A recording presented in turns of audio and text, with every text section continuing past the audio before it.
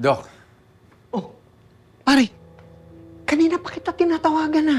Hinahanap ka ni Belle. Pare, she's freaking out. Gusto ka niyo makausap. Ba't ba hindi ka sumasagot? pasensya na, Doc. Pinuntahan namin yung nagbe-message kay Rosel. Nakipagkita kami. So, pumunta pa rin kayo. Pero alam mo wala doon ang anak ninyo. Kailangan, Doc. Kailangan kong malaman kung sino yung mga yun. Pero alam mo, may kutob ako. May kutob ako kung sino yun. Si Via. Alam na ni Via? Parang... Excuse me, may call ako.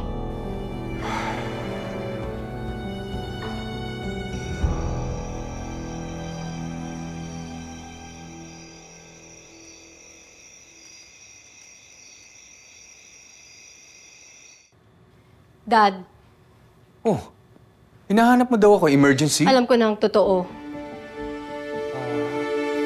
Anong ibig mong sabihin? Kayo po talaga ang totoong tatay ko. Anong ibig mong sabihin? Talaga, Dad? DNA test? Magde-deny ka pa talaga? Magsisinungaling ka talaga? Saan mo nakuha Ulit, to? Dad? Ha? Saan mo nakuha to? Paano ba napunta to sa'yo? Dad, ang tagal kong nagtanong, naghanap. Alam mo, gusto ko nang makilala ang totoong mga magulang ko. Pero itinago mo yun sa akin. All these years. Paulit-ulit mong nagsinungaling sa akin, Dad. How could you do this to me?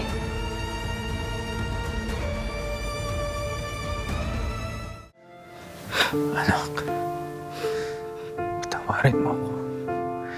Bel, patawarin mo. Ganun lang, Dad? Patawarin mo ako tapos okay na ang lahat? Patawad, nagkamali ako. Hindi kita gustong saktan. Naamin ko nagkamali ako. Bel, please patawarin mo ako. You chose to lie to me. You chose to hide this from me. Bakit, Dad? Nung mga oras na kailangan ko ng assurance, nang kailangan ko ng pagmamahal ng totoo kong mga magulang, bakit di niyo pa inamin sa akin ang totoo? Natakot lang ako. Ayokong malaman ng Mami Via mo na meron ako. Anak, sa ibang babae.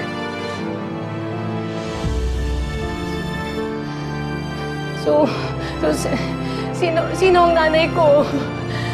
Bakit iniwan niya ako sa'yo?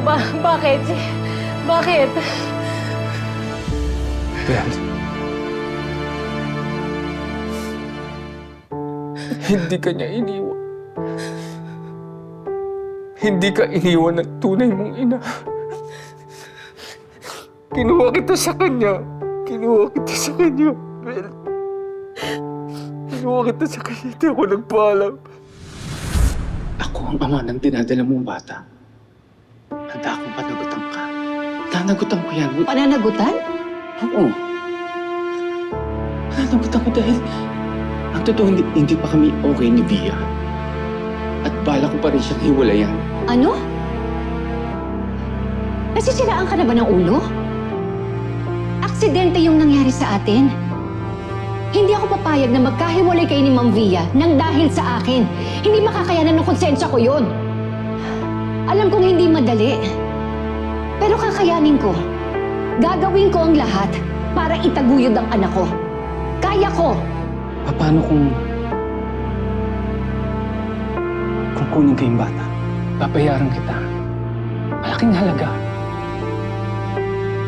Tulungan mo lang ako mapasa akin ang anak ko.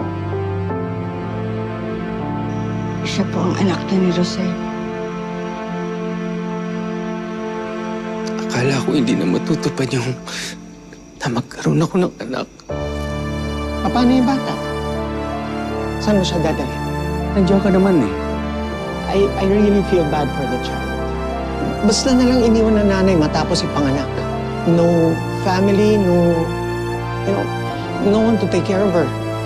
So, I figured maybe, you would consider adopting her. Huwag mo nagawa yun, Han. Sino ang nanay ko?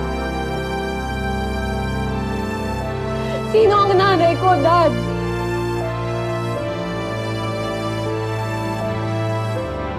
Dad! Sino ang nanay ko? Hindi ba talaga aaminin sa akin? Dad! Hindi ko pwede sabihin. Magugulong buhay natin, anak. Magugulong buhay natin. Hindi pa ba magulo ngayon, Dad? Lahat na nangyayari ngayon, agagawan mo! Hindi niyo lang ako niloko, Dad! Pati ang nanay ko! Isa lang ang babaeng pinagsisilosan ni Mami. Ang babaeng naghahanap ng anak niya na kunwari tinutulungan niyo. Siya ba ang nanay ko? Dad? Si Tita Rosel ba ang nanay ko? Dad! Tinatanong nga kita, di ba? Siya ba ang nanay ko? Si Tita Rosel ba ang nanay ko, Dad? Hindi marinig sa bibig ninyo! Sino ba ang nanay ko? Dad! Sino ba ang nanay ko?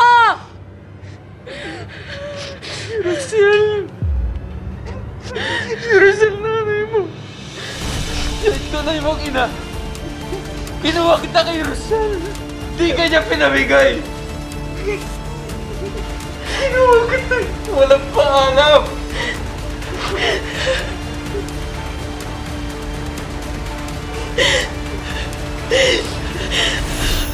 Kailan kaya matatapos to?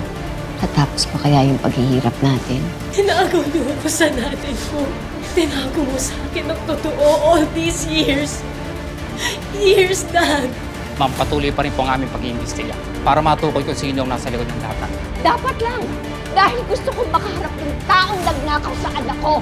Pagbabayarin ko siya sa bawat oras na ninakaw niya sa amin ng anak ko. Handa na akong harapin kung anong parusa sa akin. Ikaw na bahala sa kanila. Ginagawa mo dito? Ben,